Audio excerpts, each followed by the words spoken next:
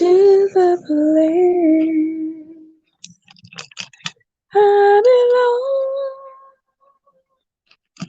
sweet Jamaica.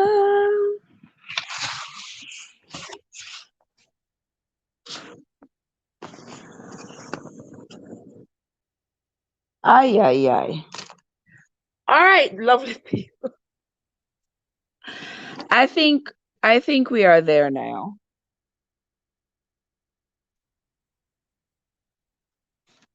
Good night, lovely people. Welcome into the live. It is Thursday night and it is reading time. It is reading time. I've been wanting to meet AG, but AG is hiding from me. I'm not sure why, but he's hiding himself from me. For what reason? Aunt Trevor, I have no clue. But AG, time is gonna catch up on you one day. What? One sweet day. All right. But anywho, AG, what's up? AG, how are you doing? Which part of road you don't know, AG? Where on the streets are you, my love? Eh? Oh, okay, good. Be glad you're on time this tonight, Cad. Be glad you're on time. This morning you were a mess. But I'm glad you are here now, sis. I'm glad you are here and you are on time. I should have come before, but you don't know. I don't know. Oh, me am I? Yeah. When I gotta do what I gotta do, I got so much to do. That's oh my gosh. If I don't do me. But anywho, tonight we are going to continue with the reading of this book. Mr. Last night I was so excited. I was so excited reading the book. I could not stop. I didn't want to stop. Colonial Heights. You know white name Colonial Heights though? Yes, that's where the colonization began. Colonial Heights, Virginia. OMG. Be safe, my brother. Be safe. So yesterday we were reading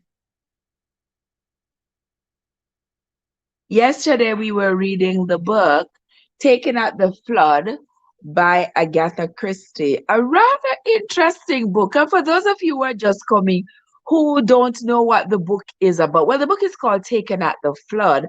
And when you're reading the book, you might be thinking, where in the world is this flood? I mean, Taken at the Flood, the story really has nothing to do with a flood, but it's a great topic, a great title nonetheless. So she said, can I come over where the hill? Sure, go over the hill, my son. And so, Taken at the Flood, this is a book by Agatha Christie. And this book is about a young woman by the name of Rosalind. So Rosalind went to Africa. She got married to this African man, Robert Underhay. He passes away.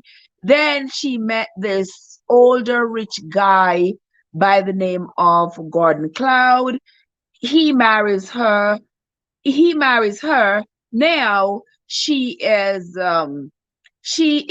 his heir. He doesn't have any children. And his extended family depends on him because he's the wealthiest and clearly the smartest of them all. So, what's that, Swoop? Woo! Swoop, what's up? How are you doing, my love? How are you doing, my love? Me born excited. Me ever excited. Winston, what's up? Yes, me ever excited. Life is exciting. There's a lot in life to be excited about. When I'm on my down days, I can go really down. But when I'm not on my down days, oh my Lord, I am one pop of bubbles, one pot of bubbles. Ah, soup like me, my dear sisters in the house. Guys, there is soup like me. I don't know who here do have soup like me. Everybody here supposed to have soup like me already. But for those of you who are just coming in and those of you who are going to be listening to the live afterwards, yes, there is my hump day sister. Every, sometimes even when I'm busy, I know that soup is on hump day. I just put it on hump day if I'm driving or something. It just keeps playing because I'm not saying a thing in the chat, but I'm just listening. And she always have some great guests on her show too. The amazing M&G is here as well. The amazing M&G, how are you doing, my sweet sister? I love that little video you put up today with your granddaughter. Your granddaughter is quite bubbly, just like you. She she gonna be a great YouTuber, I think. So good to see you, my sweetheart. Good to see you. Give JJ my love for me. All right, so come on in, guys. Come on in. We are going to be continuing the reading of this book called Taken at the Flood. So, as I was telling y'all, so Rosalind, our second marriage was to Gordon Cloud. Gordon Cloud is a very, very wealthy man. And his family, all of his extended family, depends on him. They are not say poor. They are just poor money managers. They make big buys that they cannot fulfill, and then he has to pick up the slack, and he is happy to pick up the slack for them. In his existing will, he stipulates that if he dies and he is not married, his family members will continue to get their stipend every month. But if he gets married, his wife will be responsible for his money. Now, as luck would have it, Gordon Cloud died 2 weeks after he married Rosalind, and able he didn't have enough time to change the will. So as the will stands, Rosalind suddenly inherits all this money. All right. Kenzie, Kenzie, bless up your nice clean self. Why you say so, Trev? Me not great. You're greater than greater cake. Kenzie, Kenzie, you're greater than greater cake. So nobody tell you otherwise. and so and so now, guys, Gordon Cloud's extended family, they are being quite hateful towards Rosalind because all of a sudden, this outsider, this stranger has come in and sort of taken the food out of their mouth because she has just come out of nowhere and now she's responsible for the money that they all want to have their hands on. And oh, the amazing images of another comments about me. Lily make that video for me. I said, send it come right now. So I was like, it's so beautiful. The amazing emoji, it is so beautiful. Yeah, and so now all this envy is coming out of these people. They wouldn't mind seeing Rosalind dead because that's the only way they can get their hands on the money is if Rosalind dies. But Rosalind has a brother that is a shark, David, and David is a lot stronger than Rosalind. Rosalind is a little softy, The people ask her for money. She just go to the bank, take the money, give it to them. David is a little stronger. And he believes that he has to be there to protect his sister. Because if he's not there, these people are going to run a bulldozer right over her and take about everything from her. So he is the one controlling the money. But these novels always have a twist and a turn. So then they start to think that, well, if Rosalind's first husband is not dead, then that would mean that Rosalind's marriage to Gordon Cloud would have been invalid. And so they started they met with a medium, a psychic, whatever they call that guy. They met with him, consult with him to prove that Rosalind's first husband is alive. Well, as luck would have it or not have it, this guy shows up at one of the villas, going by a different name.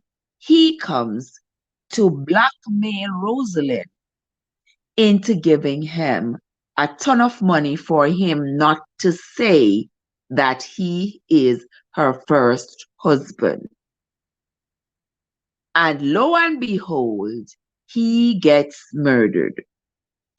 And now they're trying to figure out who was responsible for his murder. And David is making sure to tell Rosalind, when you go to that inquest and you look at that body, don't you ever admit that that is your first husband.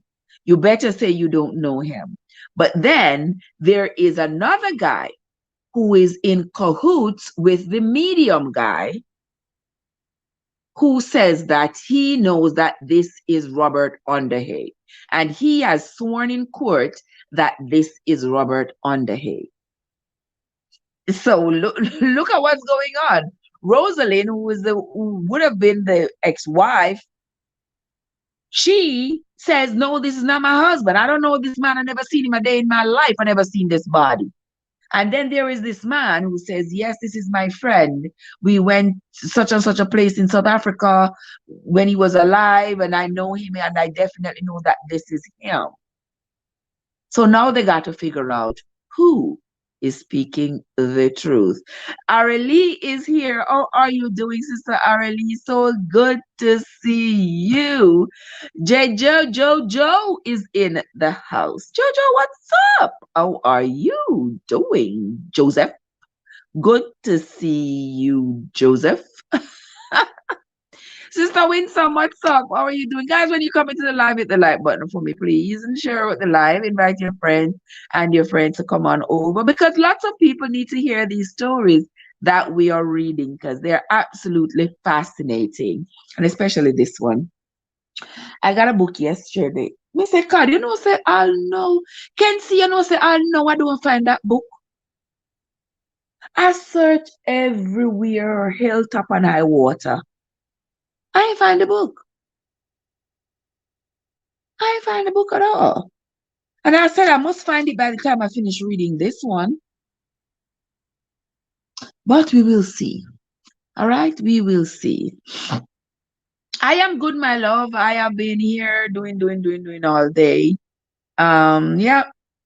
But I'm here now. I say, I cannot make this morning. I was supposed to go on live. I run out on the street, come back, run out on the street again, go pick up my daughter, run out on the street, come back. And I said, you know what? I must do the live tonight. God said the book is right where I left it. You are so right. And I don't know if I carry the book to Miami and left it down there. But them said them not see it.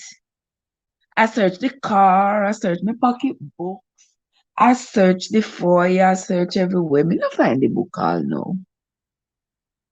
When I find it, I go and tell you exactly where I had lost it. I'm gonna tell you all exactly where I had lost it, because clearly I lost it somewhere, but I don't know where. Oh boy, isn't that something? But welcome into the live, guys. Tonight we are going to continue the reading, because I want to know who it is that killed this guy. My mind tell me it's David, you know. I don't know who else share that opinion with me. But I believe David was the murderer. I believe so. But we're gonna find out. Because sometimes not everything is as it seems. It might look like it was David, but then it could be somebody completely different. It could be the Lippincott lady, Beatrice. It could be Beatrice Lippincott. It could also be the housemaid. Because you know all these stories always have a little twist and a little turn. My darling sweet Fly Girl Georgia is in the house. How are you feeling, my sister? How are you doing, my love? I hope you're having a great Thursday evening and I hope you're feeling better. Guys, in the chat, don't forget that we are sending up prayers for Sister Fly Girl Georgia, who is currently in rehab, unable to walk. So we are sending up prayers for her. Don't forget. All right, guys. And we are going to be moving on to the reading of this book, Taken at the Flood. Joseph believes I left your Florida on the couch. Oh Lord. My daughter that find it already, man. My daughter that find it, her mommy that find it already. Also, me not. Oh, when me left it, go me put the book. No worry yourself. Me soon find it. Me soon find it. Maybe tonight me not even go sleep. Me I go search the place. I me search the place already. I look for the book, you know. Me don't know which part else to look, to be honest with you. But we are going to continue reading the book Taken at the Flood. Let me see where I was. Let me see where I was. Okay, right here. All right, let us begin. Get ready, guys. Period. Period left the police station frowning to himself. His steps grew slower as he walked. In the market square, he paused, looking about himself. There was Dr. Cloud's house, with its worn brass plate, and a little way along was the post office. On the other side was Jeremy Cloud's house. In front of Periot, set back a little, was the Roman Catholic Church of the Assumption, a small, modest affair, a shrinking violet compared to the aggressiveness of St. Mary's, which stood arrogantly in the middle of the square facing the corn market and proclaiming the dominance of the Protestant religion.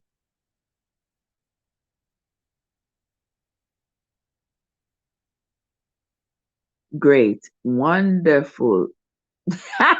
Kinsey said the book don't want to be found. It looks so fit true. It look like the book don't want to be found for true. Like I can got hide somewhere. Fly Girl says she's coming on the little by little. Okay, my love. We are continuing to pray for you that you will get better soon. All right, let us continue. Moved by an impulse, Periot went through the gate and along the path to the door of the Roman Catholic building.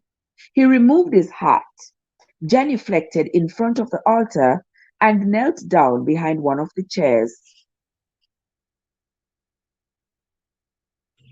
His prayers were interrupted by the sound of stifled, heartbroken sobs. He turned his head. Across the aisle, a woman in a dark dress was kneeling, her head buried in her hands. Presently she got up and, still sobbing under her breath, went towards the door. Periot, his eyes wide with interest, got up and followed her. He had recognized Rosaline Cloud. She stood in the porch, fighting for control, and there Periot spoke to her very gently. Madame, can I help you? She showed no signs of surprise, but answered with the simplicity of an unhappy child. No, she said, no one can help me. You are in very bad trouble. That is it. Is that it or is it not? She said, they have taken David away. I'm all alone. They say he killed, but he didn't. He didn't. She looked at Periot and said, you were there today? At the inquest? I think I saw you. Yes, If I can help you, madame, I shall be very glad to do so. I'm frightened. David said I'd be safe as long as he was there to look after me. But now they have taken him away, and I'm afraid. He said they all wanted me dead. That's a dreadful thing to say, but perhaps it's true. Let me help you, madame. She shook her head. No, she said, no one can help me. I can't go to confession even. I've got to bear the weight of my wickedness all alone. I'm cut off from the mercy of God. Nobody, said Hercule Periot, is cut off from the mercy of God. You know that well, my child. Again she looked at him, a wild, unhappy look. I'd have to confess my sins. To confess. If I could confess. Can't you confess? You came to the church for that, didn't you? I came to get comfort. Comfort. But what comfort is there for me? I'm a sinner. We are all sinners. If she ever tell this Period man what she is worried about, OMG, she gonna go straight to jail. She gonna definitely be taken by the flood, by a flood of tears. She gonna be taken. But you'd have to repent, I have to say. To tell, her hands went up to her face. Oh, the lies I've told, the lies I've told. You told a lie about your husband? About Robert Underhay? It was Robert Underhay who was killed here, wasn't it? She turned sharply on him, her eyes very suspicious and wary. She cried out sharply, I tell you it was not my husband. It wasn't the least like him. The dead man was not in the least like your husband? No, I said no. Tell me then, said Periot, what was your husband like? Her eyes stared at him. Then her face hardened into alarm. Her eyes grew dark with fear, and she cried out, I'll not talk to you any more. Going swiftly past him, she ran down the path and passed through the gate out into the market square. Periot did not try and follow her. Instead, he nodded his head with a good deal of satisfaction. Aha, he said, so that is that. He walked slowly out into the square. After a momentary After a momentary hesitation, he followed the high street until he came to the Stag, which was the last building before the open country. In the doorway of the Stag, he met Rowley Cloud and Lynn Marchmont. Periot looked at the girl with interest. A handsome girl, he thought, and intelligent, too. Not the type he himself admired. He preferred something softer, more feminine. Lynn Marchmont, he thought, was essentially a modern type, though one might, with equal accuracy, call it an Elizabethan type. Women who thought for themselves, who were free in language, and who admired enterprise and audacity in men. We are very grateful to you, Mr. Periot, said Rosalind. Oh, oh, okay, not Rosalind, that was Rowley. We are very grateful to you, Mr. Periot, said Rowley. By Jove, it really was quite like a conjuring trick, which was exactly what it had been, Periot reflected. Ask a question to which you knew the answer. There was no difficulty whatsoever in performing a trick with the requisite frills. He quite appreciated that to the simple Rowley, the production of Major Porter out of the blue, so to speak, had been as breathtaking as any amount of rabbits produced from the conjurer's hat. Hmm. Ah, ah, ah. How do you go about these things? It beats me, said Rowley. Periot did not enlighten him. He was, after all, only human. The conjurer does not tell the audience how the trick was done. Anyway, Lynn and I are no end grateful, Rowley went on. Lynn Marchmont, Perrier thought, was not looking particularly grateful. There were lines of strain round her eyes. Her fingers had a nervous trick of twining and intertwining themselves. It's going to make a lot of difference to our future married life, said Rowley. Lynn said sharply, how do you know? There are all sorts of formalities and things, I'm sure. You are getting married? When? Asked Period politely. June. And you have been engaged since when? Nearly 6 years, said Rowley. Lynn's just come out of the Wrens. And it is forbidden to marry in the Wrens, yes? Lynn said briefly. I've been overseas. Period noticed Rowley's swift frown. He said shortly, come on, Lynn, we must get going. I expect Mr. Period wants to get back to town. Oh Lord, everybody's tricks and sins will catch up with them in due time.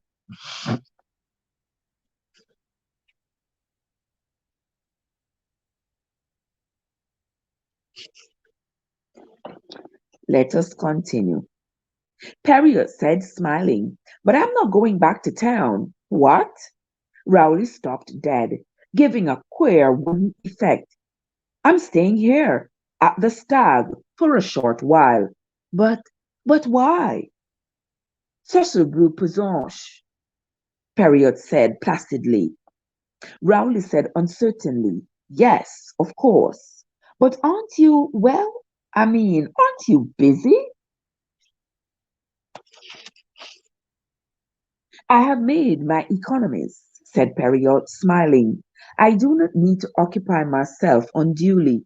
No, I can enjoy my leisure and spend my time where the fancy takes me. And my fancy inclines to Wormsley Vale. He saw Lynn Marchmont raise her head and gazed at him intensely. Rowley, he thought, was slightly annoyed. I suppose you play golf, don't you? He asked. There's a much better hotel at Wormsley Heath. This is a very one horse sort of place. My interest, said Period, lies entirely in Wormsley Vale. Lynn said, come along, Rowley. Half reluctantly, Rowley followed her. At the door, Lynn paused and then came swiftly back. She spoke to Period in a quiet, low voice. They arrested David Hunter after the inquest. Do you? Do you think they were right? They had no alternative, mademoiselle, after the verdict. I mean, do you think he did it? Do you? Said Period. But Rowley was back at her side, her face hardened to a poker smoothness. She said, goodbye, Mr. Period. I hope we meet again. Now I wonder, said Period to himself. Presently, after arranging with Beatrice Lippincott about a room, he went out again. His steps led him to Dr. Lionel Cloud's house. Oh ho, said Aunt Katy, who opened the door, taking a step or two backwards. Period. At your service, madame, Period bowed. I came to pay my respects. Well, that's very nice of you, I'm sure. Yes, well, I suppose you'd better come in. Sit down. I'll move Madame Blavatsky and perhaps a cup of tea. Only the cake is terribly stale. I meant to go to Peacock's for some. They do have Swiss rolls sometimes on a Wednesday, but an inquest puts one's household routine out, don't you think so? Period said that he thought that was entirely understandable. Drea is here. Andrea, what's up? He had fancied that Rowley Cloud was annoyed by the announcement of his stay in Wormsley Vale. Aunt Katie's manner, without any doubt, was far from welcoming. She was looking at him with something not far from dismay. she said, leaning forward and speaking in a hoarse, conspiratory whisper. You won't tell my husband, will you, that I came and consulted you about, well, about we know what? My lips are sealed. I mean, of course, I'd no idea at the time that Robert Underhay, poor man, so tragic, was actually in Wormsley Vale. That seems to me still a most extraordinary coincidence. It would have been simpler, agreed Perriot, if the Ouija board had directed you straight to the stag. Aunt Katy cheered up. Aunt Katy cheered up a little at the mention of the Ouija board. The way things came about in the spirit would seem quite incalculable, she said, but I do feel, Emperiot, that there is a purpose in all of this. Don't you feel that in life that there is always a purpose? Do you feel, guys, that there is always a purpose? Always a reason but why the things that happen does? Don't you?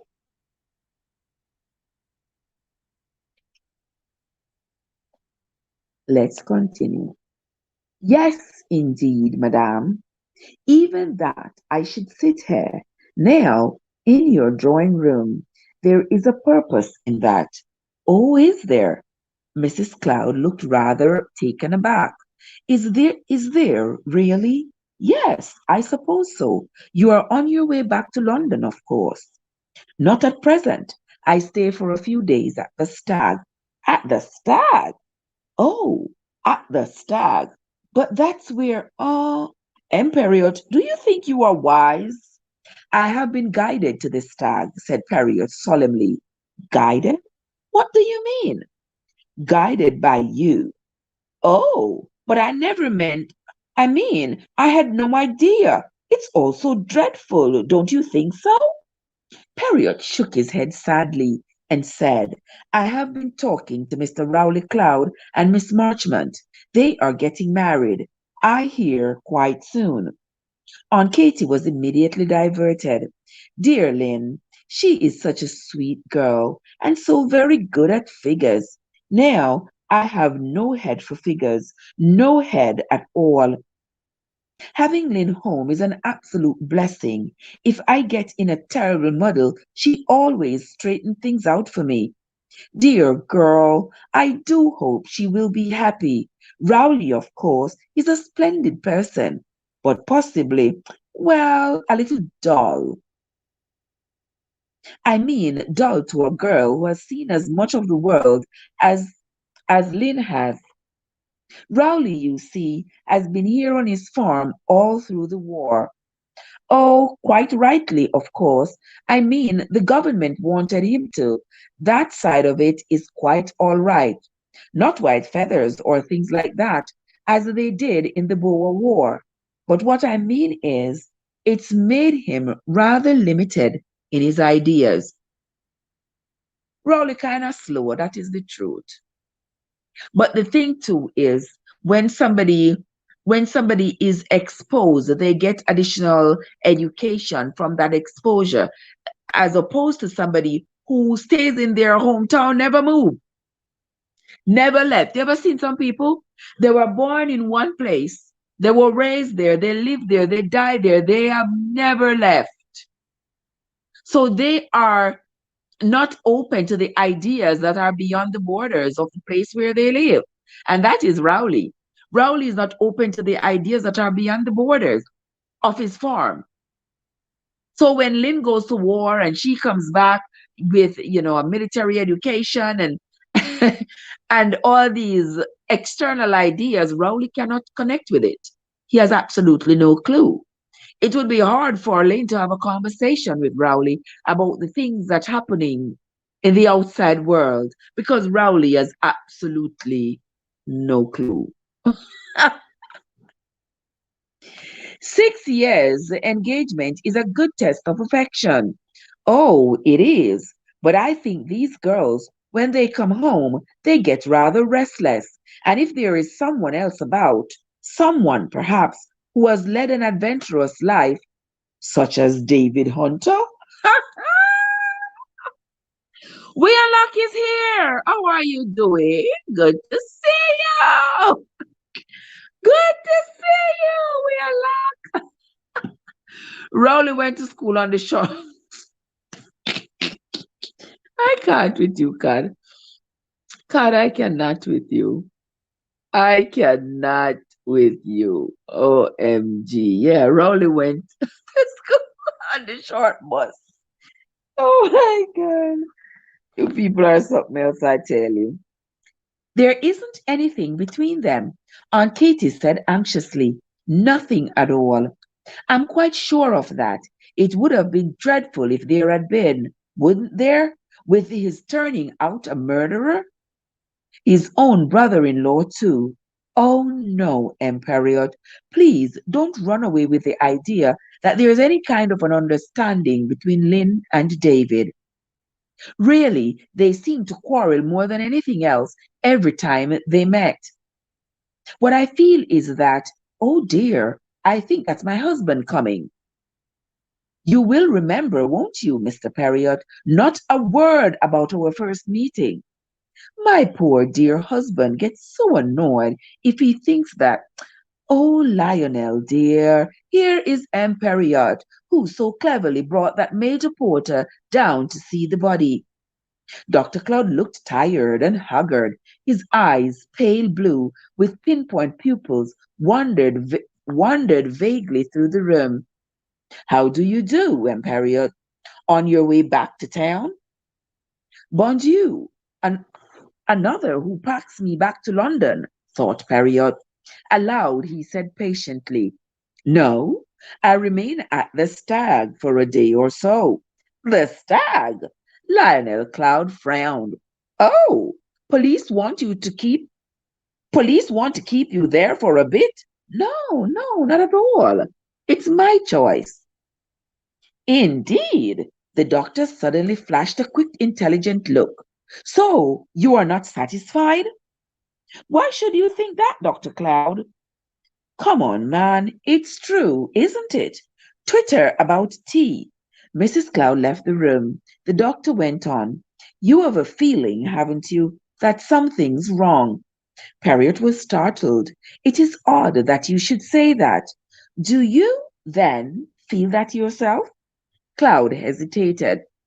No, hardly that. Perhaps it's just a feeling of unreality. In books, the blackmailer gets slugged. Mike is here. Mike, how are you doing, my love? How are you doing? Good to see you. Good to see you. I was on your live today and then I had to run. I left it playing while I ran out, but when I came back, it was done. Yeah, but good. I mean, I remember if I hit the like button, I should have. Hold on, let me look. Watch ya.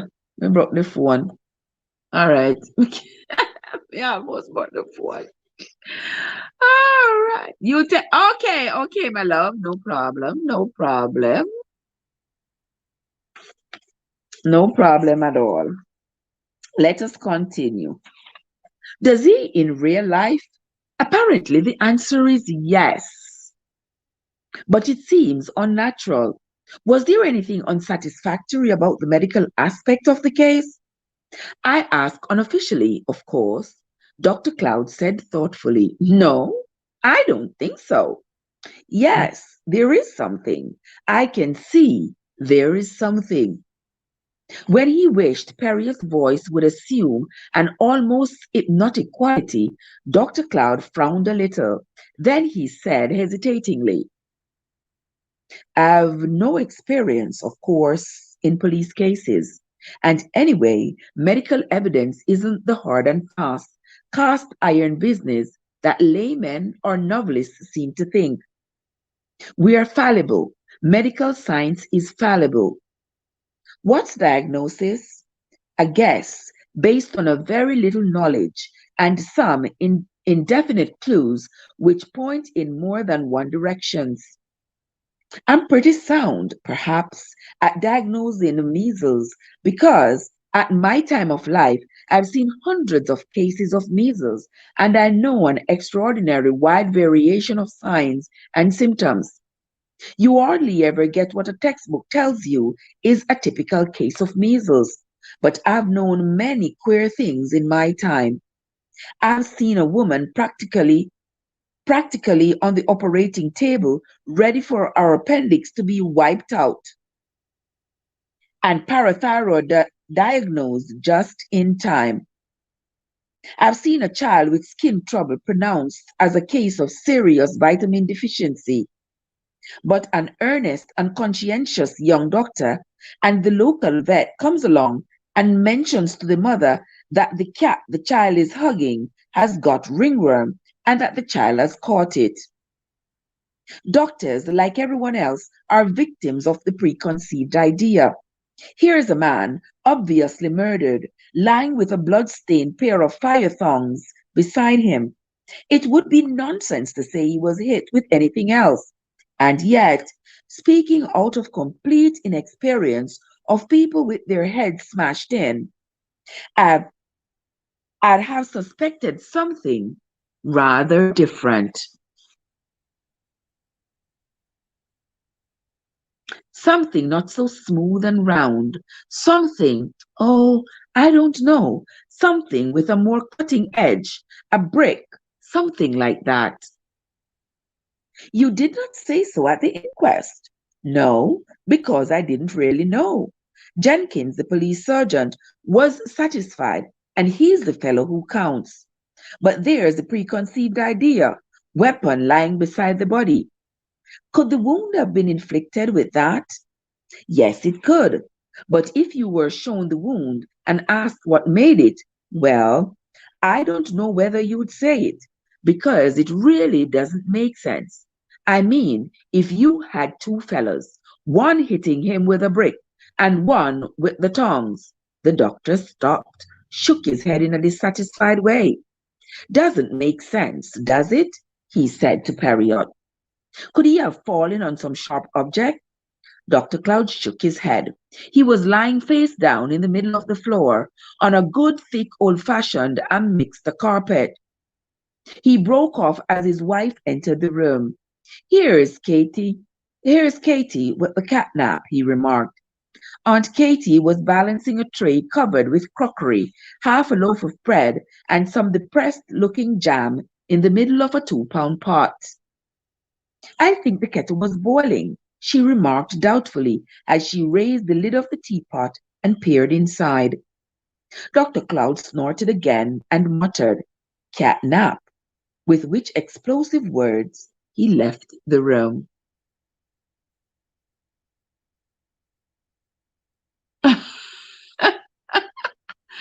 Oh my! Achukan, tell him to talk softly. Whisper softly. I can't with you, Kad. Thank you, Mike. Thank you so much, my sweetheart. Thank you. So Albert. Albert is in the house. Come on, Albert.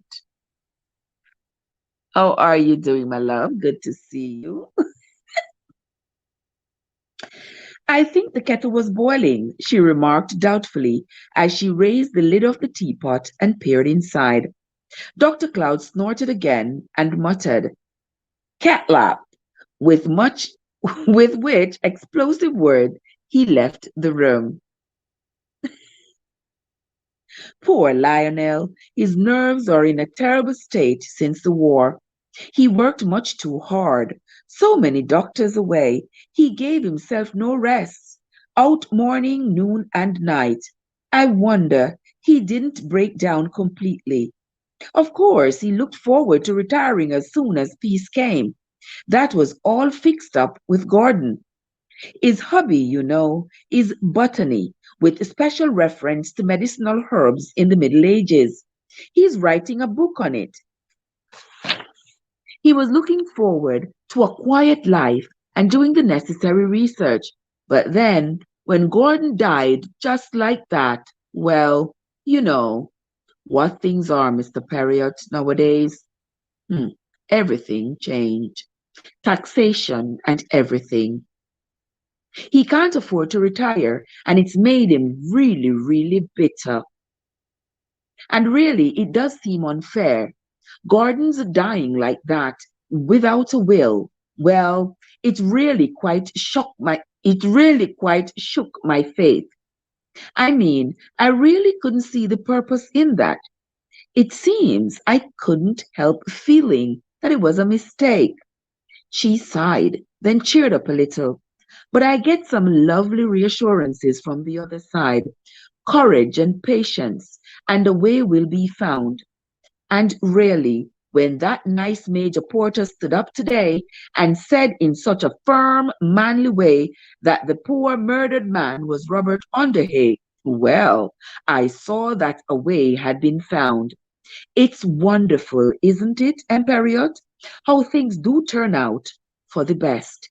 Even murder, said Hercules Periot. Ah, these people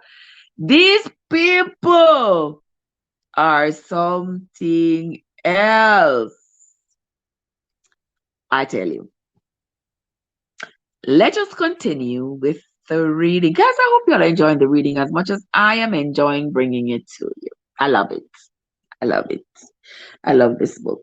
I don't think I'm gonna finish reading it tonight, but maybe tomorrow morning I might read the rest of it. Yeah. Periot entered the stag in a thoughtful mood, and shivering slightly, for there was a sharp east wind. The hall was deserted. He pushed open the door of the lounge on the right. It smelt of stale smoke, and the fire was nearly out. Periot tiptoed along to the door at the end of the hall, labeled Residents Only. Here there was a good fire, but in a large armchair, comfortably toasting her toes, was a monumental old lady who glared at Periot with such ferocity that he beat an apologetic retreat. He stood for a moment in the hall, looking from the glass enclosed empty office to the door labeled in firm old-fashioned style, Coffee Room. By experience of country hotels, Periot knew well that the only time coffee was served there was somewhat grudgingly for breakfast, and that even then a good deal of watery hot milk was its principal component.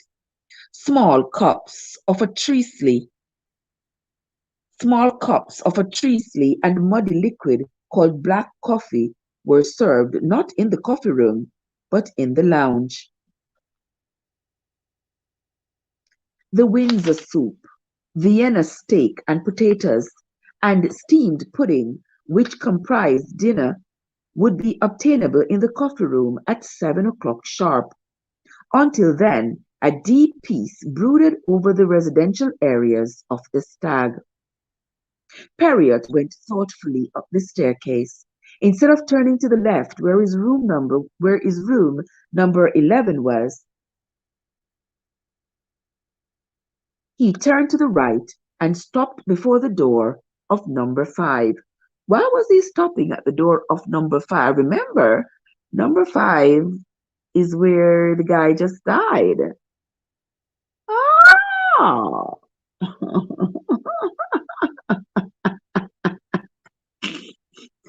I love this book. I'm not going to lose it. I'm not going to lose this book. I'm not going to lose this book, Kenzie. And I am reading it. The book that I need to find is the one I need to read, but I cannot find it. I don't know where I left it.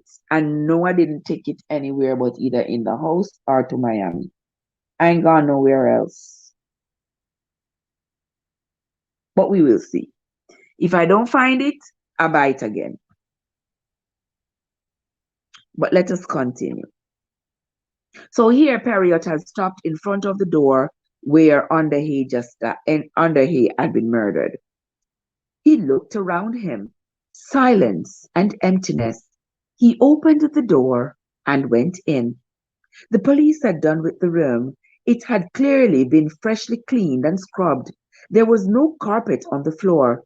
Presumably, the old-fashioned Axminster had gone to the cleaners. The blankets were folded on the bed in a neat pile. Closing the door behind him, Period wandered around the room. It was clean and strangely barren of human interest.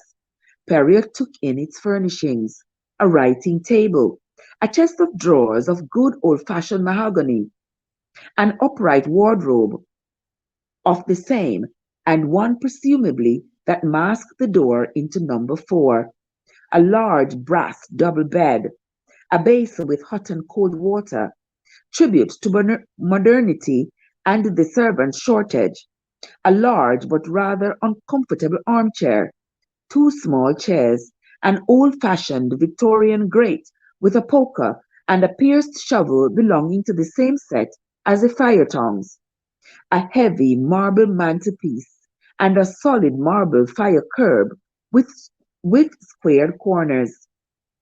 It was at these last it was at these last that Periot bent and looked. Moistening his finger, he rubbed it along the right-hand corner and then inspected the result. His finger was slightly black. He repeated the performance with another finger on the left-hand corner of the curb. This time, his finger was quite clean. Yes, said Periot thoughtfully to himself. Yes. He looked at the fitted wash basin. Then he strolled to the window. He looked out over some leads, the roof of the garage. He fancied, and then to a small back alley, an easy way to come and go unseen from room number 5. But then it was equally easy to walk upstairs to number 5 unseen. He had just done that himself. Quietly, Periot withdrew, shutting the door noiselessly behind him. He went along to his own room. It was decidedly chilly. He went downstairs again, hesitated, and then, driven by the chill of the evening, boldly entered the residence only, drew up a second armchair to the fire, and sat down. The monumental old lady was even more formidable seen close at hand. She had iron grey hair, a flourishing moustache, and when presently she spoke, a deep and awe-inspiring voice. "This lounge," she said, "is reserved for persons staying in the hotel." "I am staying in the hotel," replied Hercule Periot. The old lady meditated for a moment or two before returning to the attack. Then she said accusingly, "You're a foreigner." "Yes," replied Hercule Periot. "In my opinion, you should all go back." "Go back where?" inquired Periot. "To where you came from," said the old lady firmly. She added as a kind of rider, sotto voce. That sounds like French. Sotto voce. I don't know that word. Let me look it up. Sotto voce. I don't know how to pronounce that. I don't know if it's French, if it's sotto voce, whatever the heck it is. Let me look it up because I like to know. I don't like to just skip over words that I do not know.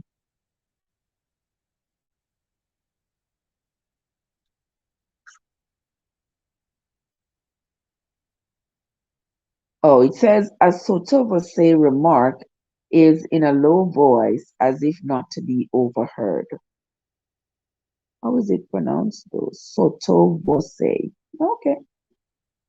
Let me hear what Google says. Sotto voce. Oh, sotto voce. Google says it's sotto voce. Sotto voce. Sotto voce. Poor me. Well, I'm not French, so that says that. Okay, sotto voce, foreigners, and snorted. "That," said Periot mildly, "would be difficult." "Nonsense," said the old lady. "That's what we fought the war for, isn't it? So that people could go back to their proper places and stay there." Periot did not enter into a controversy. He had already learned that every single individual had a different version of the theme. What did we fight the war for? A somewhat hostile silence reigned between them. I don't know what things are coming to, said the old lady. I really don't. Every year I come and stay in this place. Every year I come and stay in this place. My husband died here 16 years ago. He's buried here. I come every year for a month. A pious pilgrimage, said Periot politely, and every year things get worse and worse. No service, food is uneatable. Vienna steaks, indeed. A steak's either rump or fillet steak, not chopped up horse. Chopped up horse.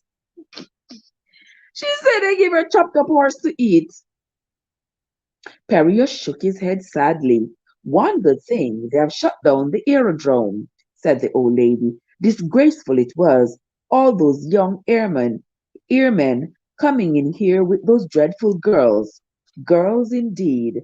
I don't know what their mothers are thinking of nowadays, letting them gad about as they do. I blame the government, sending the mothers to work in factories. Only let 'em off if they have got young children. Young children, stuff and nonsense. Anything can look, anyone can look after a child. I guess. Who else is here? Oh, Shanice is here. Hello, Shanice. How you doing? Oh my gosh, let us continue. One good thing, they have shut down the aerodrome, said the old lady. Disgraceful it was, all those all those young airmen coming in here with those dreadful girls. Girls indeed. I don't know what their mothers are thinking of nowadays, letting them gad about as they do. I blame the government, sending the mothers to work in the factories. Only let 'em off if they've got young children. Young children, stuff and nonsense. Anyone can look after a baby. A baby doesn't go running round after soldiers. Girls from 14 to 18, they are the ones that need looking after. They need their mothers. It takes a mother to know just what a girl is up to. Soldiers, airmen. Indignation at this point made the old lady cough. Oh my, she's so angry. Boy, when she had recovered, she went on, working herself into a pleasurable frenzy and using Periot as a target for her spleen. Why do they have barbed wires around their camps? To keep the soldiers from getting at the girls? No, to keep the girls from getting at the soldiers. Man, mad. That's what they are. Look at the way they dress.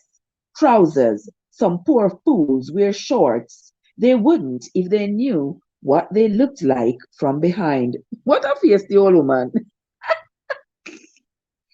I agree with you, madame. Indeed, I agree with you. What do they wear on their heads? Proper hats? No, a twisted up bit of stuff, and faces covered with paint and powder, filthy stuff all over their mouths, not only red nails, but red toenails. The old lady paused explosively and looked at Periot expectantly. He sighed and shook his head.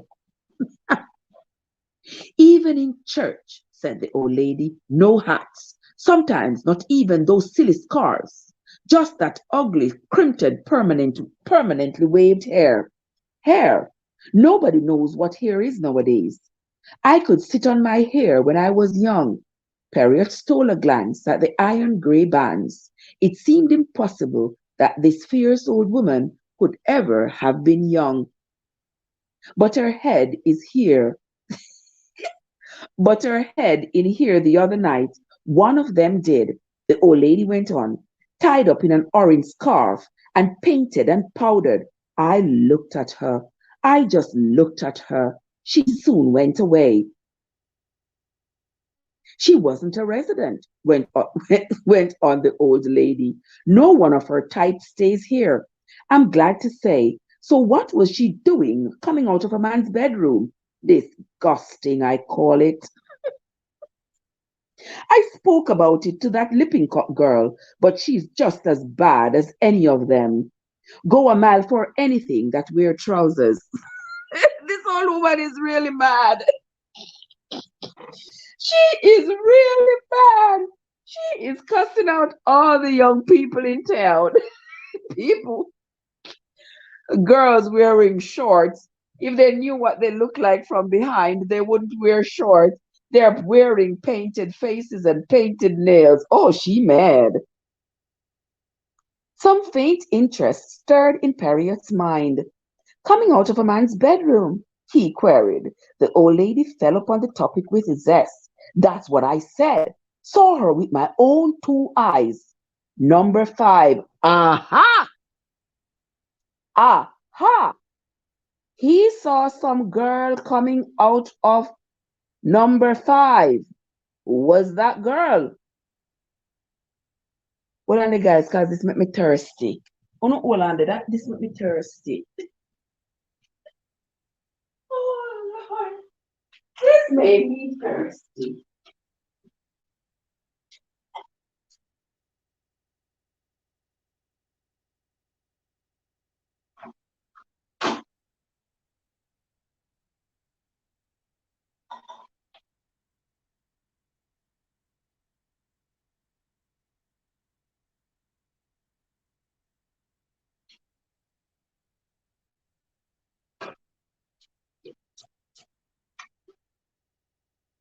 I'm back.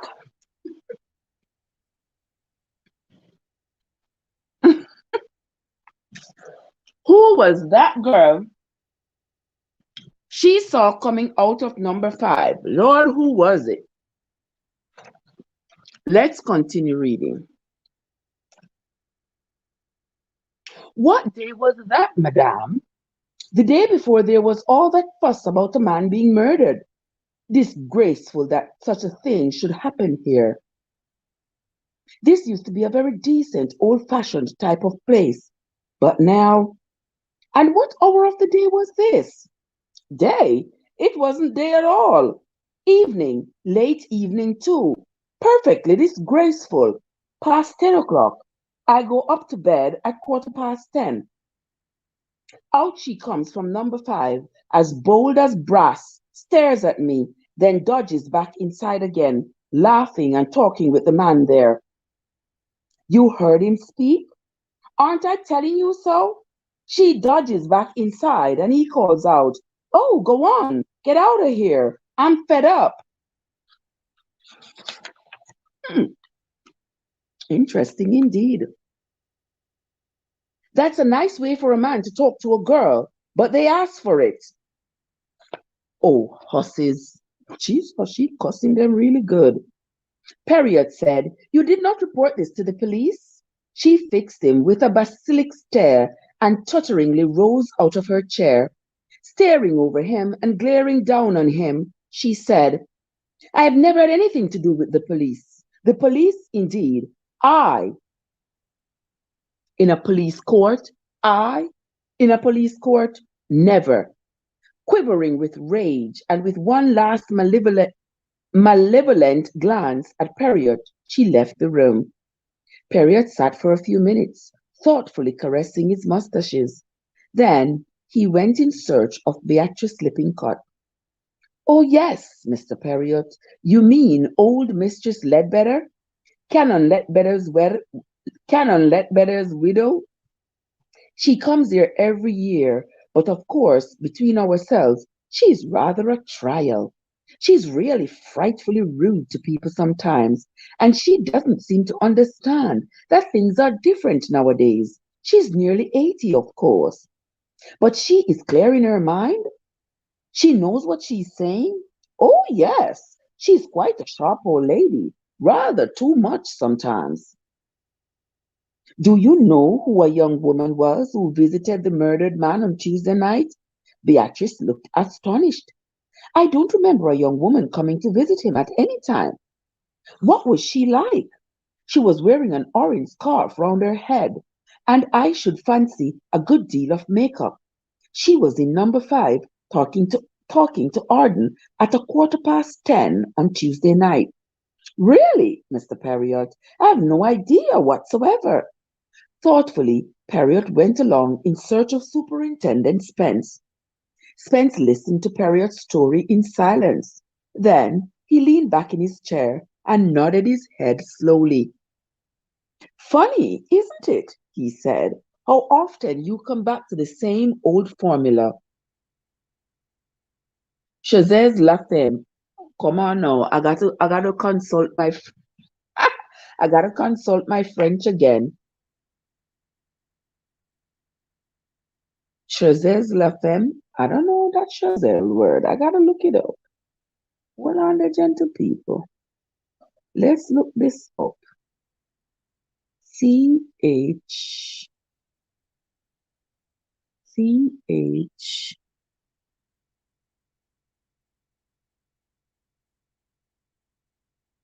Let's see. Chazez Lafemme is a French phrase which literally means look for a woman.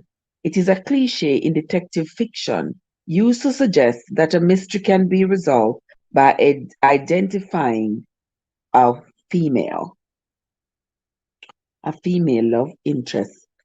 Wait, oh, Google not tell me that they can pronounce it. Come on, Google. Oh, well, I don't see Google talking about. I don't see Google pronouncing it for me.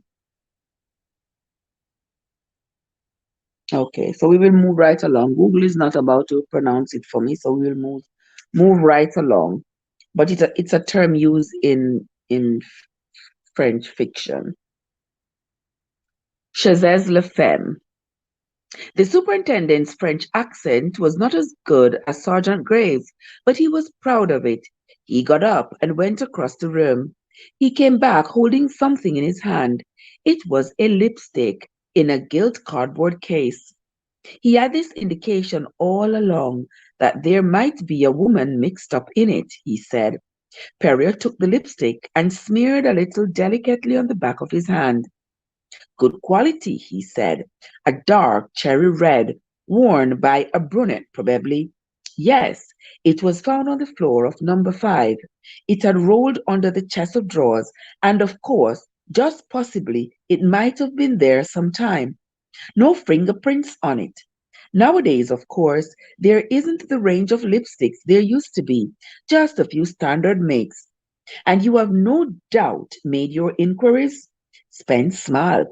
Yes, he said, as you put it, we have made our inquiries. Rosalind Cloud uses this type of lipstick. So does Lynn Marchmont. Frances Cloud uses a more subdued color. Mrs. Lionel, Mrs. Lionel Cloud doesn't use lipstick at all. Mrs. Marchmont uses a pale mauve shade. Beatrice Lippincott doesn't appear to use anything as expensive as this, nor does the chambermaid, Gladys. He paused. You have been through, said Perriott. Not, not enough. It looks now as though an outsider is mixed up in it. Some woman, perhaps, that Underhay knew in Wormsley Vale. And who was with him at 10:15 on Tuesday evening? Well, said Spence, he added with a sigh, this lets David Hunter out. Hmm, it does, doesn't it? Yes, his lordship has consented to make a statement. Lord of his mercy. To make a statement at last, after his solicitor had been along to make him see reason, there is his account of his own movements. Perriott read a neat typed memorandum. Left London at 4:16 train for Wormsley Heath. Arrived there at 5:30. Walked to Forobank by footpath. His reason for coming down, the superintendent broke in, was, according to him, to get certain things he had left behind, letters and papers, a checkbook, and to see if some shirts had come back from the laundry, which, of course, they hadn't. My word, laundry is a problem nowadays. 4 ruddy weeks since they had been to our place. Not a clean towel left in our house, and the wife washes all my things herself now. After this every human interpolation, the superintendent returned. The superintendent returned to the itinerary of David's movements, left for a bank at 7:25, and states he went for a walk as he had missed the 7:20 train, and there would be no train until 9:20. In what direction did he go for a walk? Asked Perriott. The superintendent consulted his notes. Says by down Copse, Bats Hill, and Long Ridge. In fact, a complete circular tour round the White House. My word, you pick up local geography quickly, Mr. Perriott. Perriott smiled and shook his head. No, I don't. I did not know the places you named. I was making a guess. Oh, were you? The superintendent cocked his head to one side. Then, according to him, when he was up on Long Ridge, he realized he was cutting it rather fine and heard it as in HARED, like he ran like a rabbit, like a hare. My word, the words these people using this writing. And fairly heard it for Wormsley Heath Station, going across country. He caught the train by the skin of his teeth, arrived at Victoria at 10:45, walked to Shepherd's Court, arriving there at 11 o'clock, which later which latter statement is confirmed by Mistress Gordon Cloud. And what confirmation have you of the rest of it? Remarkably little, but there is some. Rowley Cloud and others saw him arrive at Wormsley Heath. The maids at Furrobank were out. He had his own key, of course, so they didn't see him. But they found a cigarette stump in the library, which had rather intrigued them, and also found a good deal of confusion in the linen cupboard. Then one of the gardeners was there working late, shutting up the greenhouse or something, and he caught sight of him. Miss Marchmont met him up by the Mardon Wood when he was running for the train. Did anyone see him catch the train? No, but he telephoned from London to Miss Marchmont as soon as he got back at around 11:40. That is checked?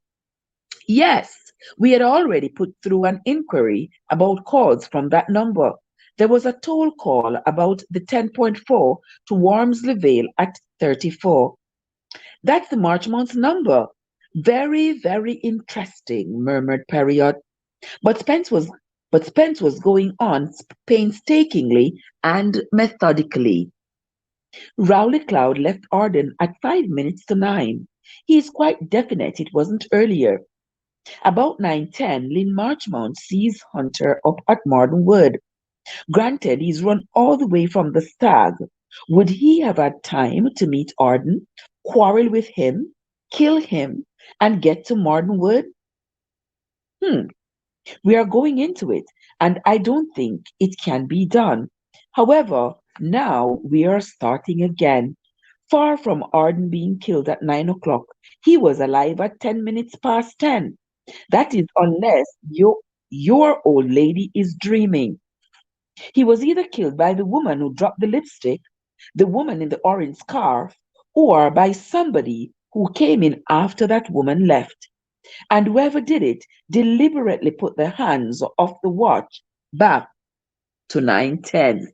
Ah, now this investigation is heating up. Now it is getting very, very interesting. When they think they have the killer, they have to go back to square one to re-evaluate the evidence they have because it's starting to not look like it was David at all. Was it Rosalind? Which, if David Hunter had not happened to meet Lynn Marchmont in a very unlikely place, would have been remarkably awkward for him. Yes, it would. The 9:20 is the last train up from Wormsley Heath. It was growing dark. There are always golfers going back by it. Nobody would have noticed Hunter. Indeed, the station people don't know him by sight, and he didn't take a taxi the other end. So we had only have his sister's word for it that he arrived back at Shepherd's Court when he said he did. Periot was silent, and Spence asked, "What are you thinking about, Periot?" Periot said, a long walk around the White House, a meeting in Mardenwood, a telephone call later, and Lynn Marchmont is engaged to Rowley Cloud. I should like very much to know what was said over that telephone call. It's the human interest that's getting you, isn't it? Yes, it is, said Periot. It is always the human interest. Have yourself a great night, Sister Fly Girl. Have yourself a great night, my love, and I hope you feel better. Oh, my word. Guys, we are going to continue reading. I'm going to read some more. It was getting late, but there was still one more call that Periot wanted to make. He went along to Jeremy Cloud's house. There he was shown into Jeremy Cloud's study by a small, intelligent-looking maid. Left alone, Periot gazed interestedly round him. All very legal and dry as dust, he thought, even in his home.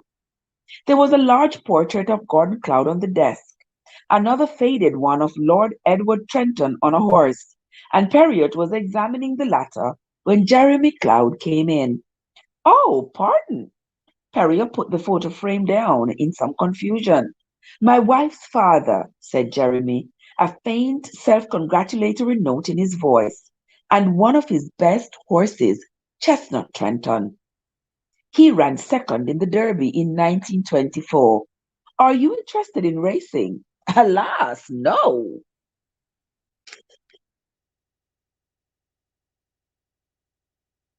"Runs away with a lot of money," said Jeremy dryly. "Lord Edward came to crash over it. Had to go and live abroad. Yes, an expensive sport it is." But there was still the note of pride in his voice. He himself, Periot judged, would as soon throw his money in the street as invest it in horse flesh. But he had a secret admiration and respect for those who did.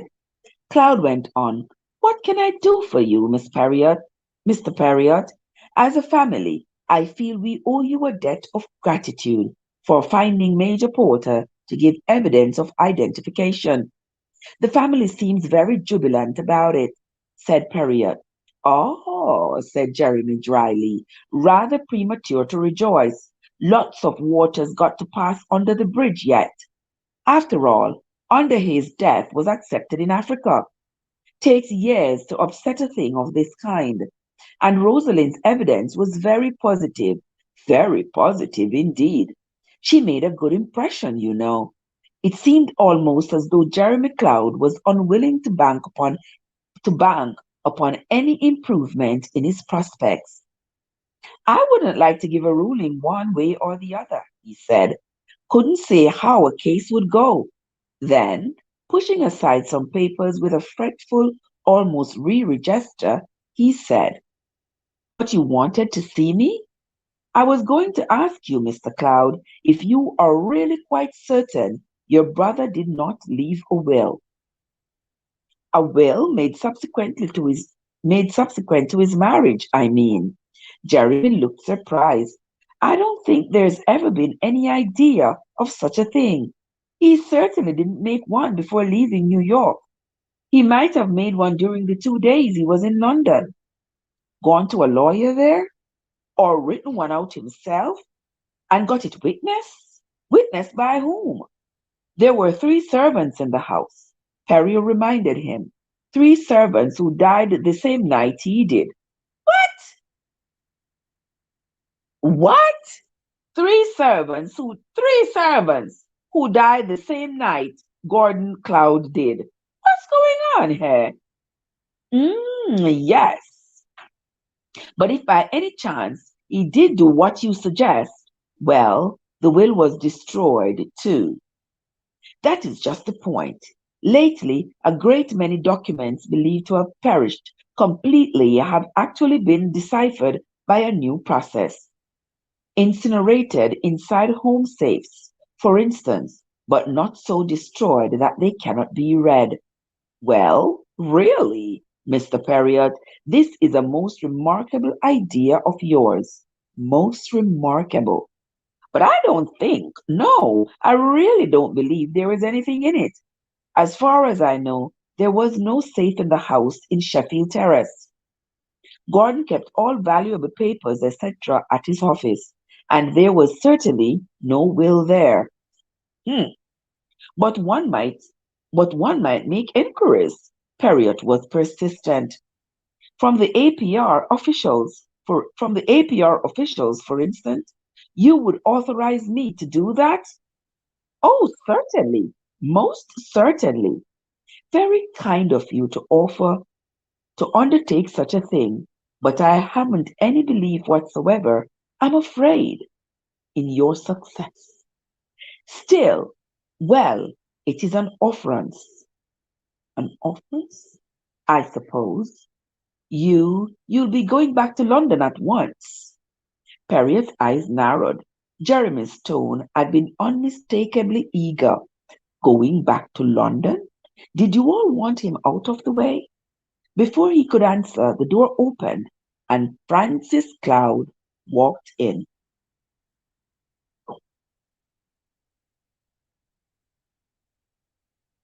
Harriet was struck by two things. First, by the fact that she looked shockingly ill. Secondly, by her very strong resemblance to the photograph of her father. M. Hercules Perriott had gone to see us, had come to see us, my dear, said Jeremy, rather unnecessarily. She shook hands with him, and Jeremy Cloud immediately outlined to her Perriot's suggestion about a will. Frances looked doubtful. It seems a very outside chance. Perriott is going up to London and will very kindly make inquiries. Major Porter, I understand, was an air raid warden in that district, said Perriott. A curious expression passed over Mrs. Cloud's face. She said, "Who is Major Porter?" Perriott shrugged his shoulders. "A retired army officer, living on his pension." "He really was in Africa?" Perriott looked at her curiously. "Certainly, madame. Why not?" She said almost absently, "I don't know. He puzzled me." "Yes, Mrs. Cloud," said Perriott, "I can understand that." She looked sharply at him. An expression almost of fear came into her eyes. Turning to her husband, she said, "Jeremy, I really feel very distressed about Rosalind. She is all alone at Furrobank, and she must be frightfully upset over David's arrest. Would you object if I ask her to come here and stay? Do you really think that is advisable, my dear?" Jeremy sounded doubtful. "Oh, advisable. I don't know, but one is human. She is such a helpless creature. I rather doubt if she will accept.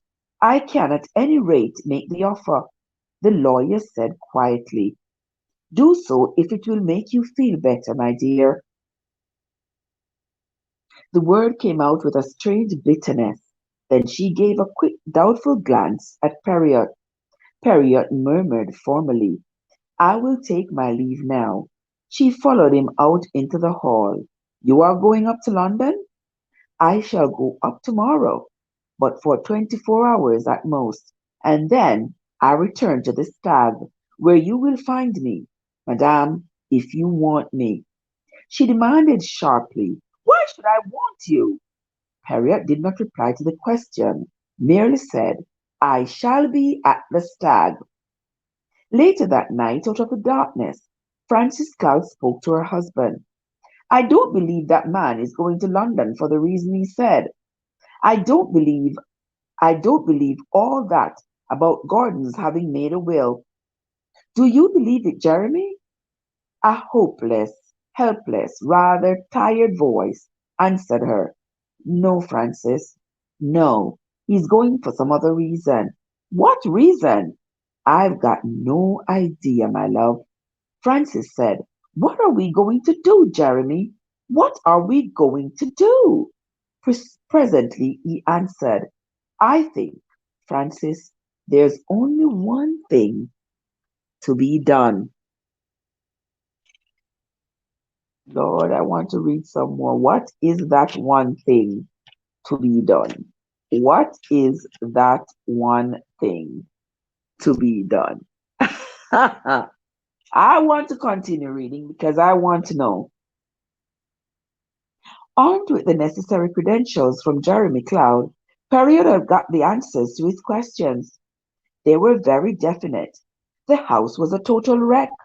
The site had been cleared only quite recently in preparation for the rebuilding. There had been no survivors except for David Hunter and Mrs. Cloud. There had been 3 servants in the house: Frederick Game, Elizabeth Game, and Eileen Corrigan. All 3 had been killed instantly.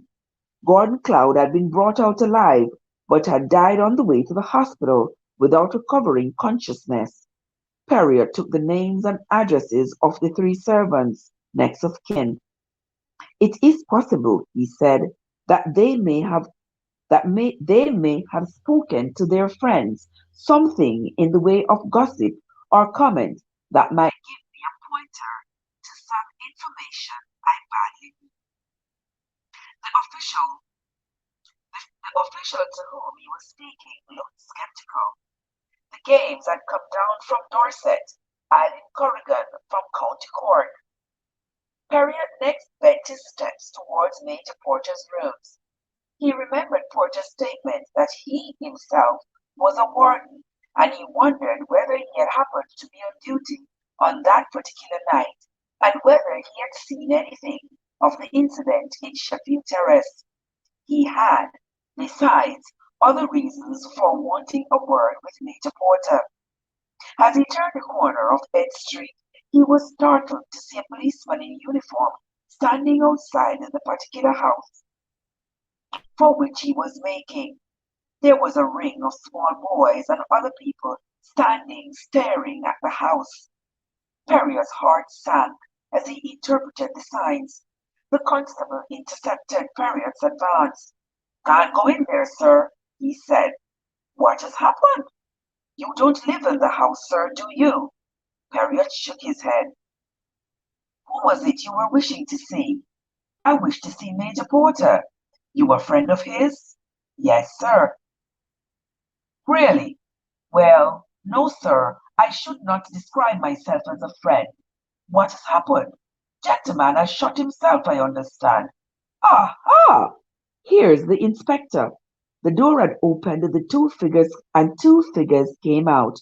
One was the local inspector, the other Perriot recognized as Sergeant Graves from Wormsley Vale. The latter recognized him and promptly made him known to the inspector.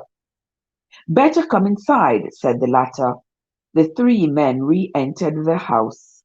They telephoned through to Wormsley Vale. Graves explained, and Superintendent Spence sent me up.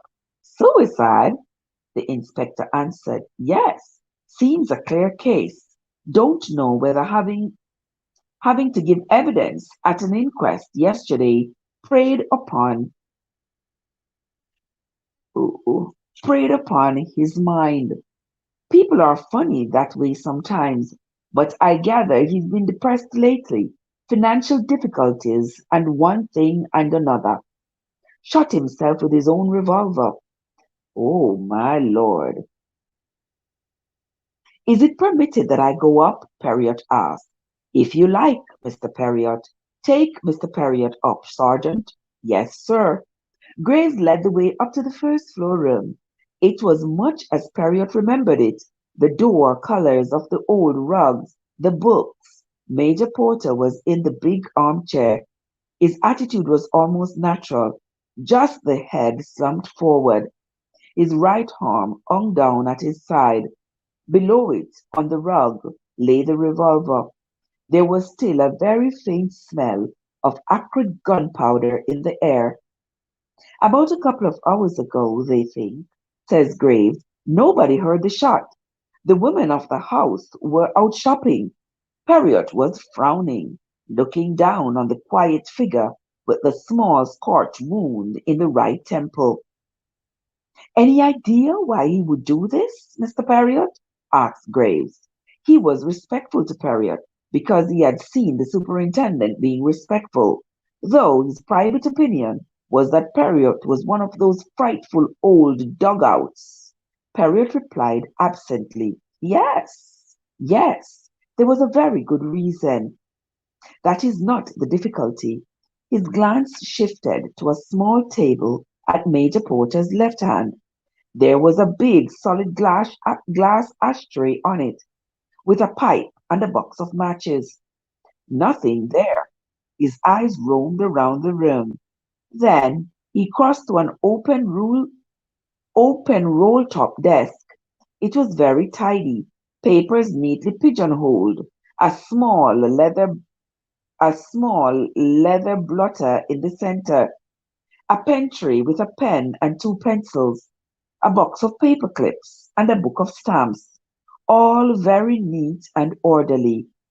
An orderly life and an orderly death, of course. That was it. That was what was missing. He said to Graves, Didn't he leave any note? Any letter for the coroner? Graves shook his head. No, he didn't. Sort of thing one would have expected an ex-army sergeant to do. Yes, that is very curious. Punctilious in life? My lord. Guys, me have to look up this word. Punctilious. I first me have to this a word. Hold on a minute there, guys. Let me look up that word here. Punctilious? I'd never heard that word before. Let me look it up. Punctilious. Punctilious, showing great attention to detail or correct behavior. Wow. Punctilious, showing great attention to detail or correct behavior. Punctilious. All right. Let me get my punctiliousness in order. Let us continue. Punctilious in life, Major Porter had not been punctilious in death. It was all wrong. It was all wrong. Port Perriott thought that Porter had left no note. Bit of a blow for the clouds. This, said Graves. It will set them back. They'll have to hunt about for someone else who knew Underhay intimately. He fidgeted slightly. Anything more you want to see, Mr. Perriott? Perriott shook his head and followed Graves from the room. On the stairs they met the landlady. She was clearly enjoying her own state of agitation and started a voluble discourse at once. Graves adroitly, well, I don't look at that word there. Adroitly. Well, hold on, gentle people. Let me see what this word means. Adroitly? No, I heard that word before. Aroit. AdroI.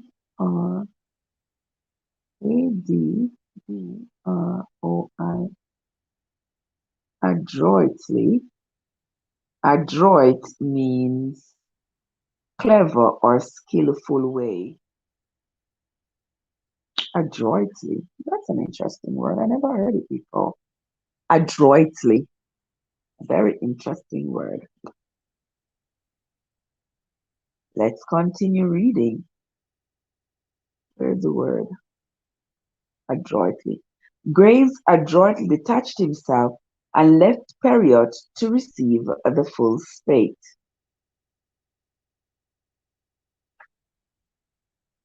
Can't seem to catch my breath properly. Earth, that's what it is. Angina pectoria. My mother died of it, well, fell down dead as she was crossing the Caledonian Market. Nearly dropped down myself when I found him. Oh, it did give me a turn. Never suspected anything of the kind, though he had been low in his spirits for a very long time. Worried over money, I think, and didn't eat enough to keep himself alive. Not that he'd ever accept a bite from us. And then yesterday he had to go down to the place in Oakshire, Wormsley Vale, to give evidence in an inquest. Preyed on his mind.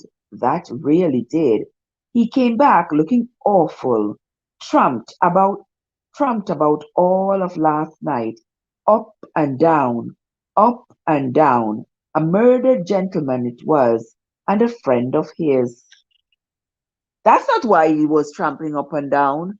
He claims that Underhay was his friend, but he had never met Underhay.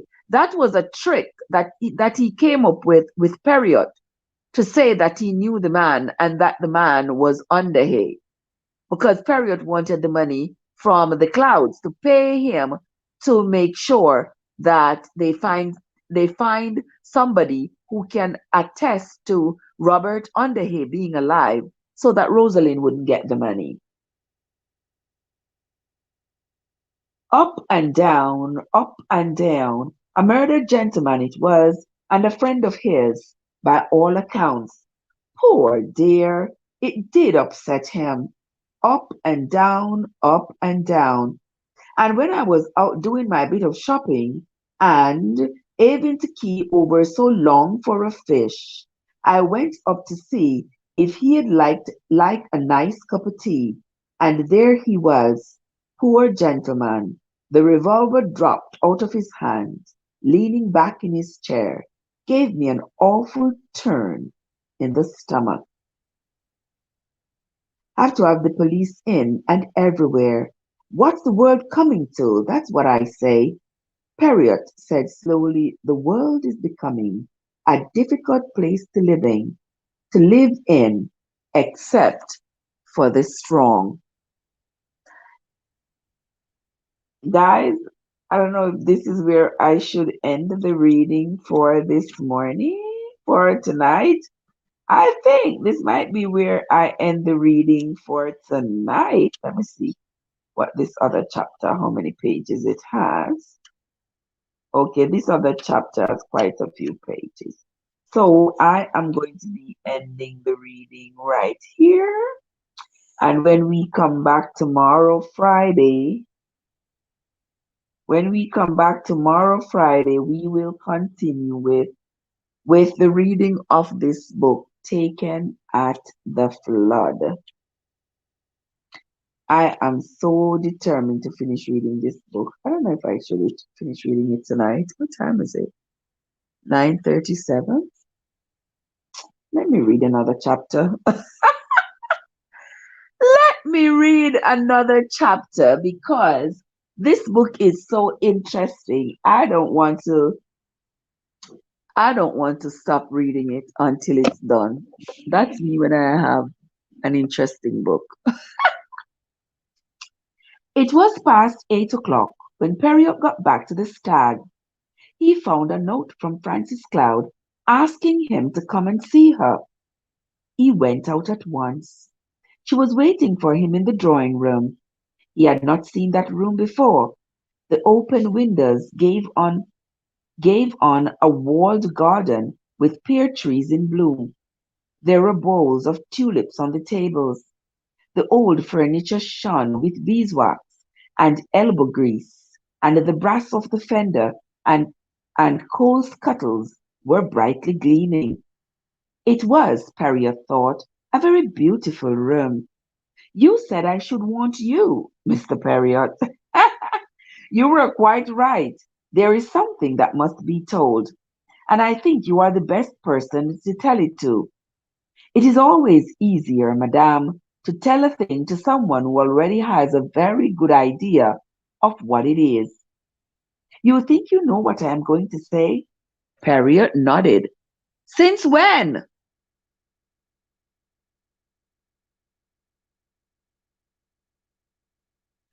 What Josie say? You need to come off the phone and go to your bed because you want to sleep and the baby fighting to sleep. Who that day? And the baby. Who want sleep, Joseph? I just 9 something, not even 10 o'clock yet. So I can't mean. Me, I'm not sleep. Me, not gonna sleep them hours or early hours of night here. Harriet nodded. Since when? She left the question unfinished, but he replied promptly. Since the moment when I saw the photograph of your father. The features of your family are very strongly marked. One could not doubt that you and he were of the same family. The resemblance was equally strong in the man who came here calling himself Enoch Arden. Oh Lord, the story is taking another twist.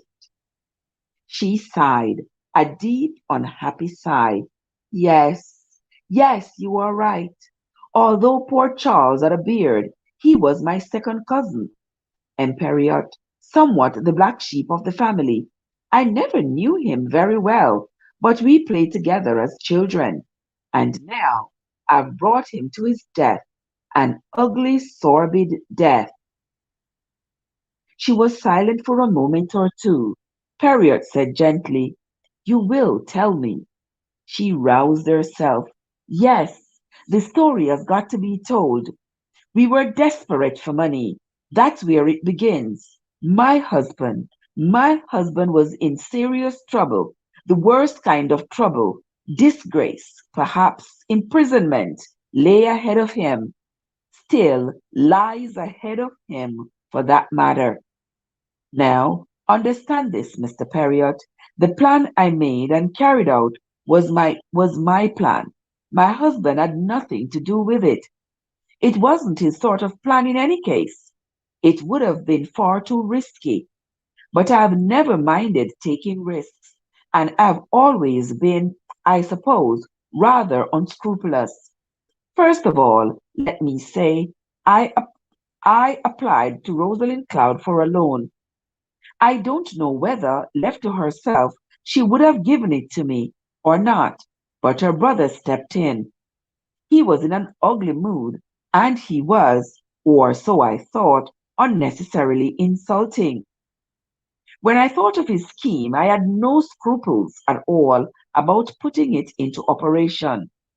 To explain matters, I must tell you that my husband had repeated to me last year a rather interesting piece of information which he had heard at the club.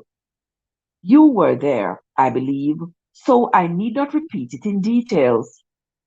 But it opened up the possibility that Rosalind's first husband might not be dead. And of course, in that case, she would have no right at all to any of Gordon Cloud's money. It was, of course, only a vague possibility, but it was there at the back of our minds, a sort of outside chance that might possibly come true. And it flashed into my mind that something could be done by using that possibility.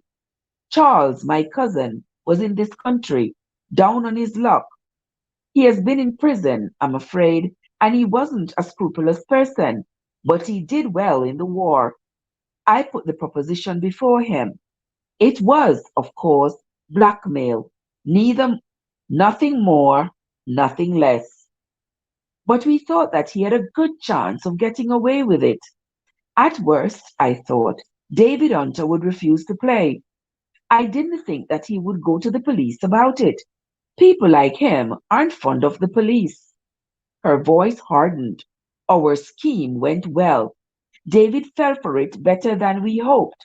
Charles, of course, could not definitely pose as Underhay.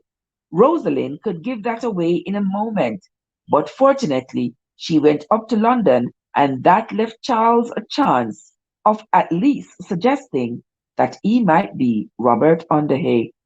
Well, as I say, David appeared to be falling for the scheme. He was to bring the money on Tuesday evening at 9 o'clock. Instead, her voice faltered. He should have known that David was a dangerous person. Charles is dead, murdered, and but for me, he would still be alive. I sent him to his death. Oh my God. You see how the love of money, the root of all evil. You see all these people develop this scam, and now poor Charles is dead. So Charles is the person who is dead, and they are saying it is Robert Underhay. My God. After a little, she went on in a dry voice. You can imagine what I have felt like ever since. Nevertheless, said Periot, you were quick enough to see a future development of the scheme. It was you who induced Major Porter to identify your cousin as Robert Underhay. But at once she broke out vehemently.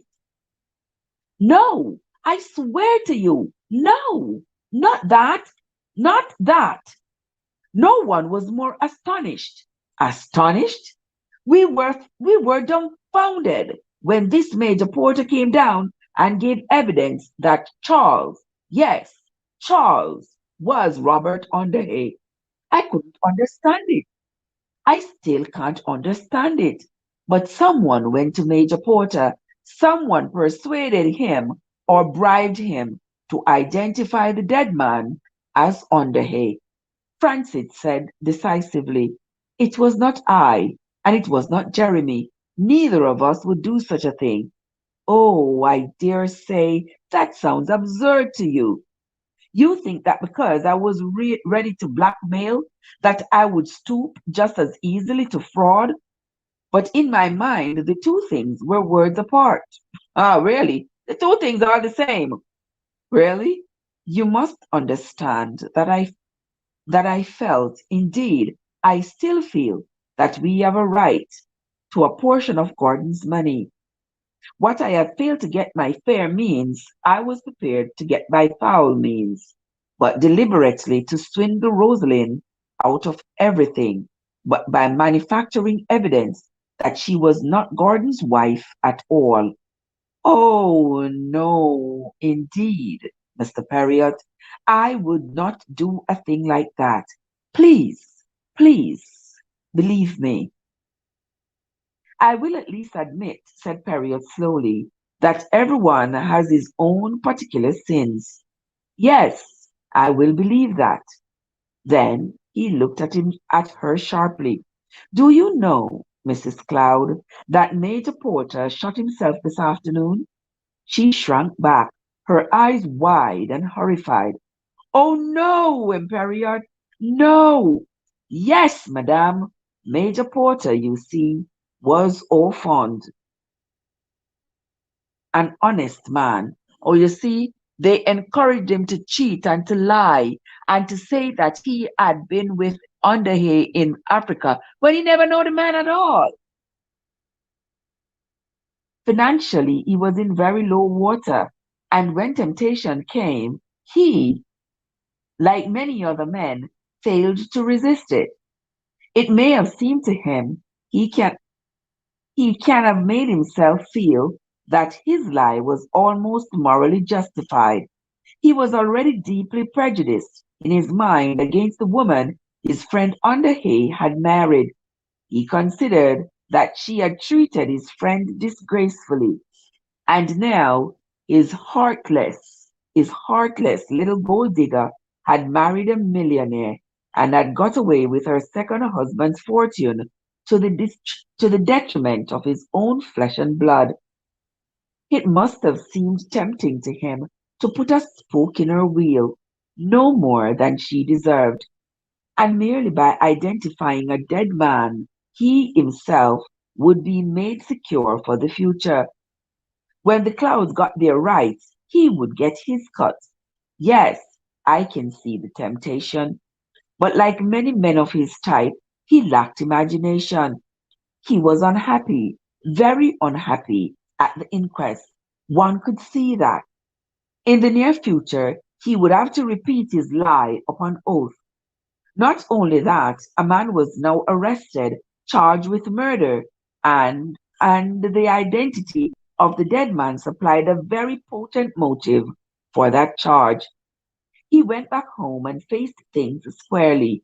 He took the way out that seemed best to him. He shot himself. Yes, Francis murmured. He didn't say who. Who? Who? Slowly, Perriot shook his head. He had his code. There was no reference whatsoever as to who had instigated him to commit perjury. He watched her closely. Was there an instant flash of relief or relaxed tension? Yes, but that might be natural enough in any case. She got up and walked to the window. She said, "So we are back where we were." Harriet wondered what was passing in her mind. I know what's passing in her mind. All the wickedness that she has done. That's what is passing in her mind. That's what is passing. Superintendent Spence, the following morning, used almost Francis's words. "So we are back where we started," he said with a sigh. "We have got to find out who this fellow Enoch Arden really was." "I can tell you that, Superintendent," said Perriot. "His name is Charles Trenton." "Charles Trenton?" The superintendent whistled. One of the Trentons? I suppose she put him up to it. Mrs. Jeremy, I mean. However, we shan't be able to prove her connection with it." "Charles Trenton? I seem to remember." Perriot nodded.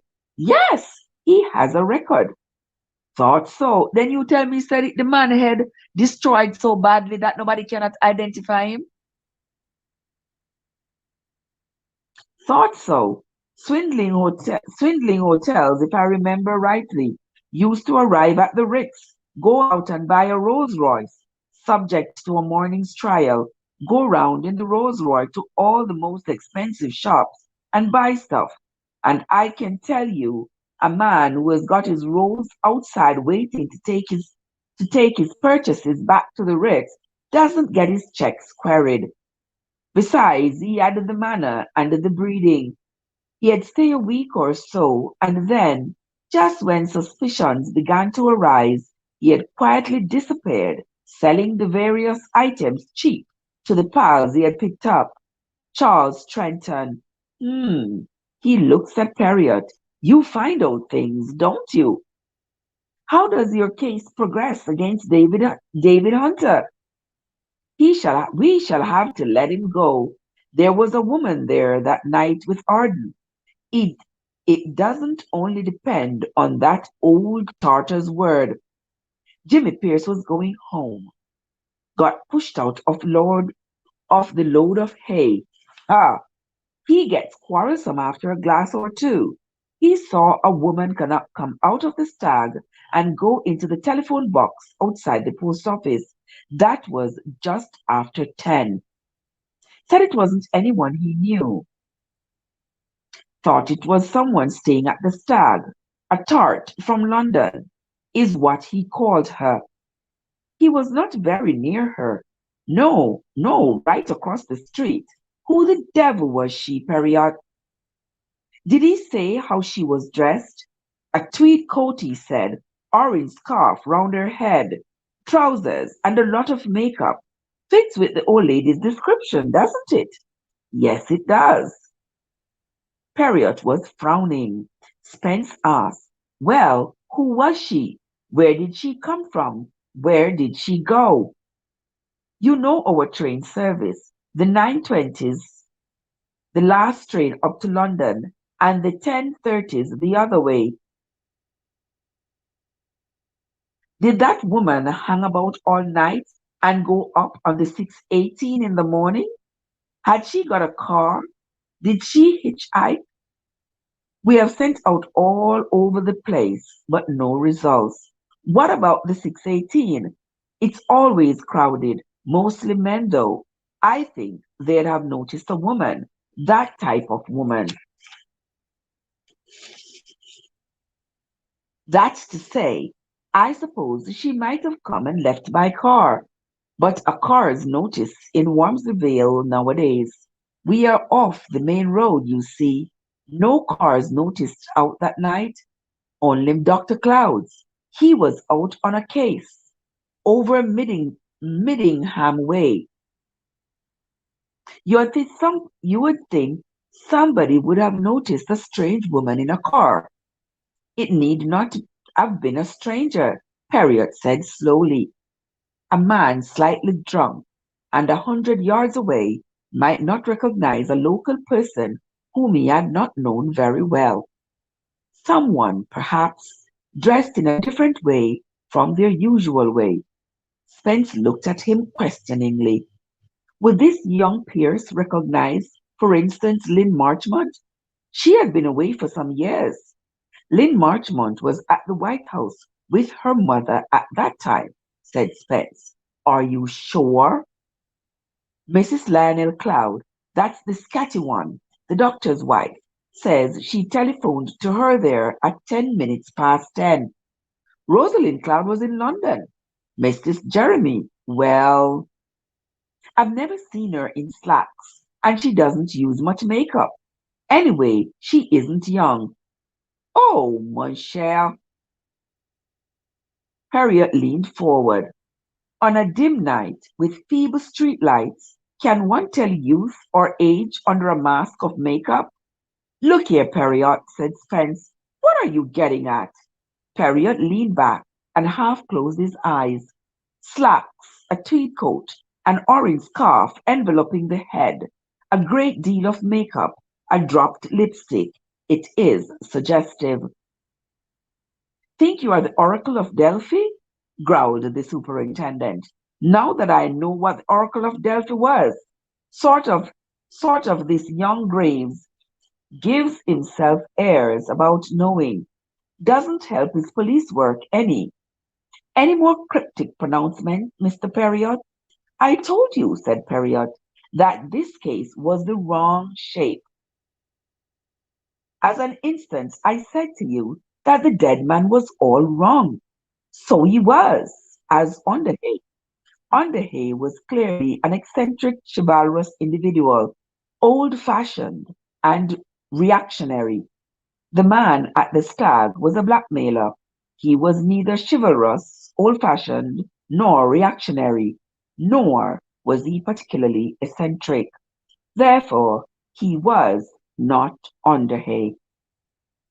He could not be Underhay, for people do not change. The interesting thing was that Porter said he was Underhay.